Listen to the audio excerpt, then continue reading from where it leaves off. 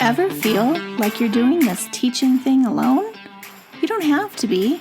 Shared teaching is all about sharing the workload through the power of collaboration and teamwork. Together, we'll walk through all the difficult parts of teaching and learn how to streamline our processes, fine-tune our time management, and develop a more manageable workload. If that sounds like a dream come true to you, then welcome to the Shared Teaching Podcast. Let's share in the teaching to make those dreams a reality. Now here's today's Shared Teaching. Hello and welcome back to another episode of the Shared Teaching Podcast. I'm your host, Susan, and you are listening to episode 166, where we're going to continue with our summer theme of reflecting and hopefully rejuvenating for a successful next school year. So today's topic is all about one of my favorite things, which is classroom centers. I feel like centers are a must for any grade because they really engage students. It gets them working in groups, talking, hands-on activities. I mean, what can go wrong here? Well, a lot apparently, but if they're run well and you have a great routine down, they can be phenomenal. So I know some of you are still in the classroom. I'm so sorry. Some of us have been out for a little while. But as your school year is wrapping up, we really want to take time to kind of pause and reflect, especially about our classroom centers. They're a small group and independent learning space, but they are a staple in primary classrooms and my classroom. But of course, they need regular upkeep to stay effective. Taking the time now to reflect and update your centers are really going to help give you a fresh start next year with a system that's more engaging, more efficient, and better aligned to your students' needs.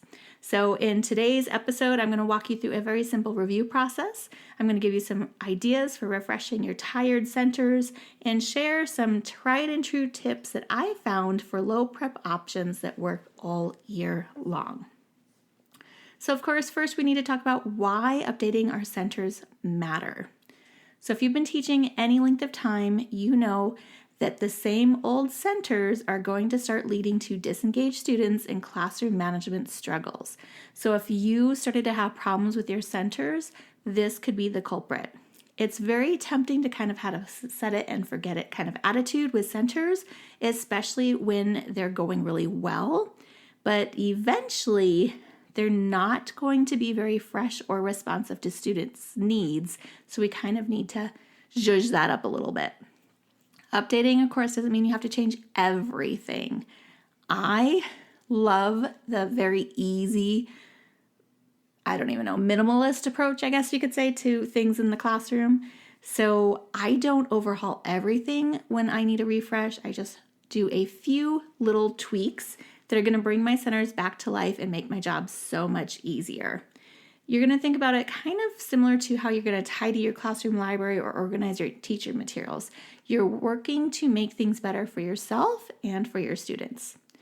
So before tossing out or reworking your centers, you're going to want to go through some kind of review. So take stock of what you already have in place. So here are some questions that are going to guide this review, and these are posted in my blog post. So if you're driving or something and you want to reference back to it, then click on the show notes in the podcast episode and it will take you to it. So first off, you're going to think about, did students stay engaged during the center?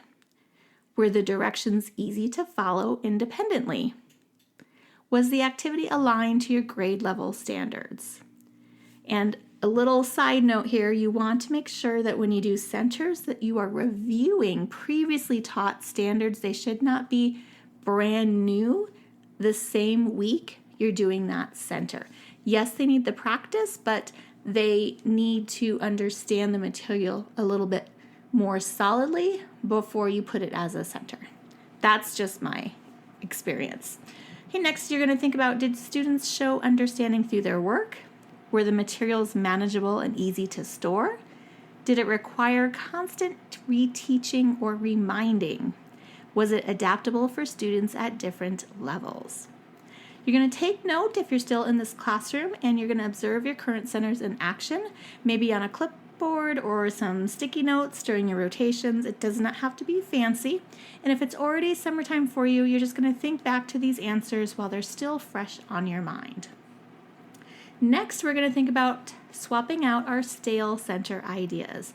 So, of course, if we had some negative answers to some of those questions, we want to decide what we're going to update.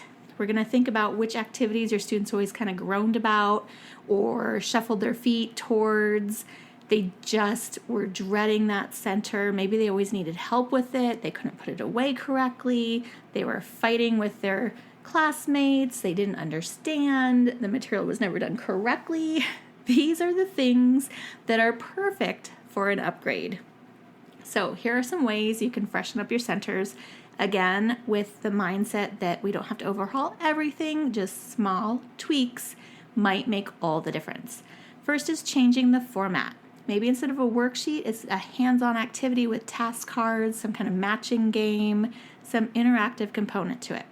You're going to add movement, things like taping the activities around the room. Think of Write the Room formats, right, where they have to go around the room, hence the name, right, and find the different answers.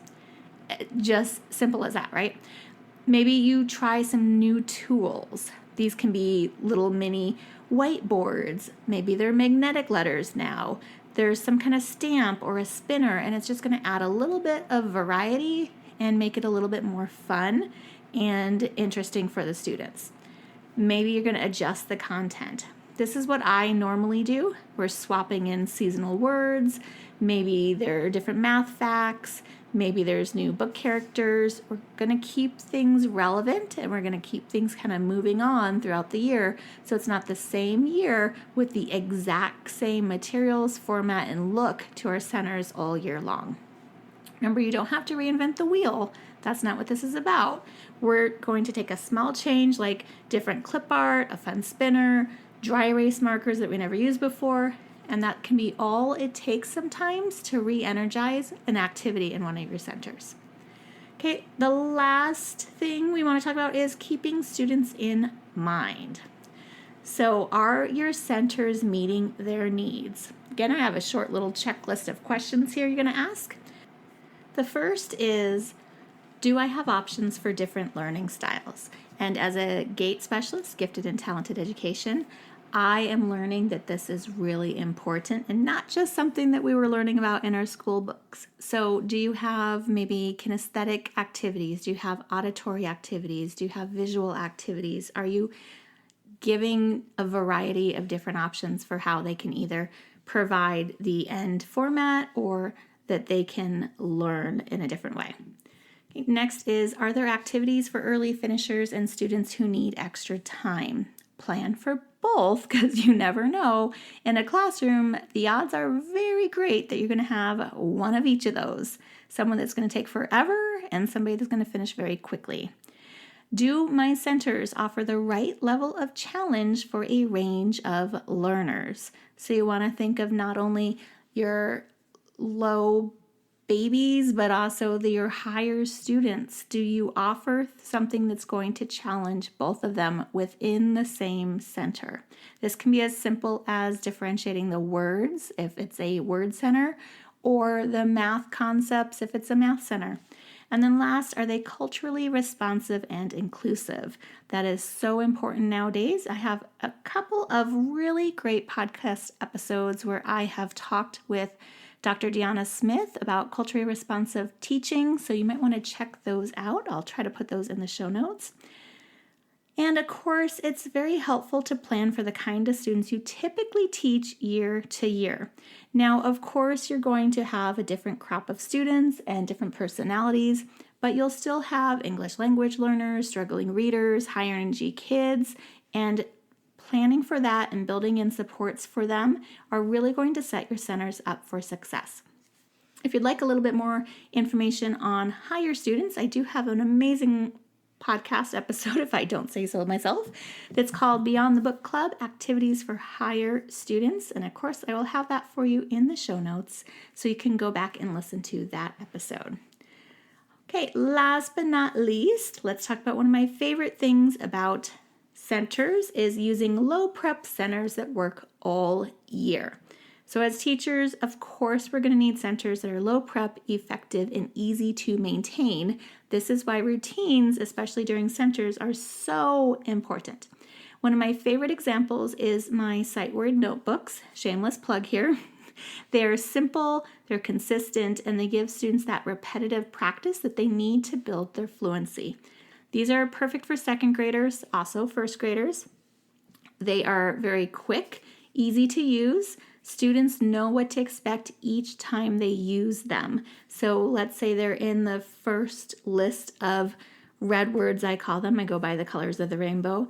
If they are on the red word list, then all the activities in their red word sight word notebooks are the same activities that repeat each week with slight differentiation because there's more than 5 activities throughout the notebook. So they get similar activities and then maybe in 2 weeks, one of them has changed now and then I got a little bit of different activity, but they're all very easy to use formats. I can rotate in new words without changing the routine on them. They're very easy to differentiate because each student is assigned the correct sight word list that they need. So they're working on that particular list.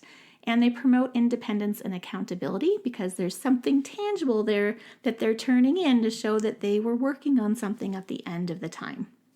When your students know the routine, you spend less time giving directions and more time supporting learning. These types of reusable skill-based centers are gold during busy weeks and testing seasons because you have to give them something, right? Especially if you're a non-testing grade.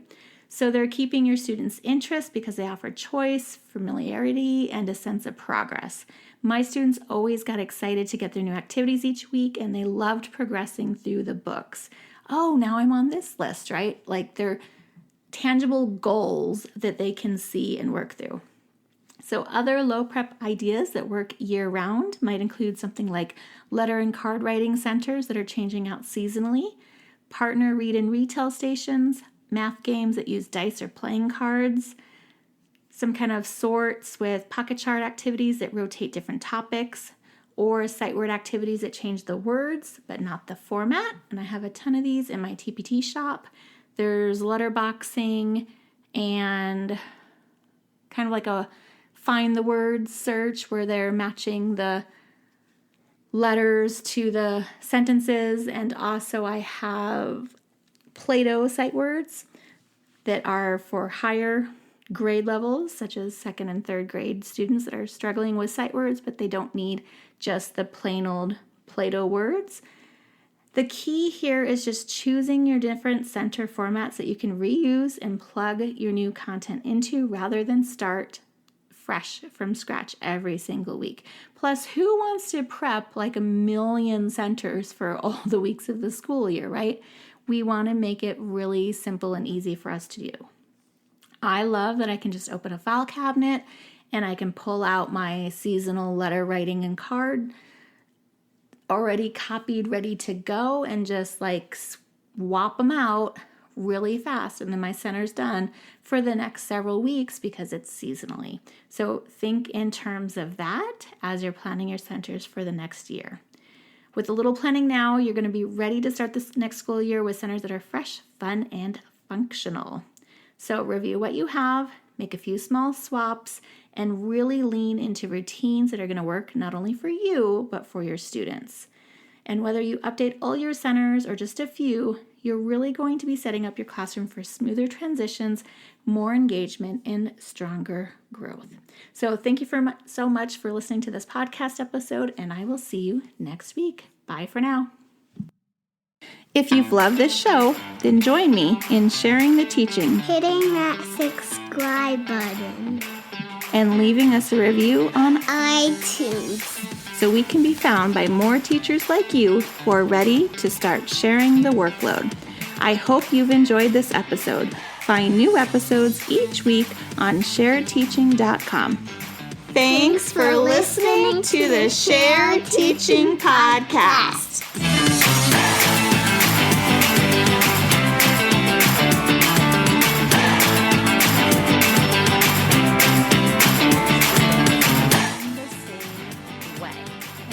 Specialist, gifted and talented education, I'm really learning this to be true. Some students need different types of activities or they favor different ways to learn, whether it's audio or, see, now I'm blanking because it's summer brain. But think of that kinesthetic audio. Again, I'm blanking. Jeez Louise. Okay, so moving on. I am not going to edit this out, I don't think. Oh, maybe I will. Do I have options for different learning styles?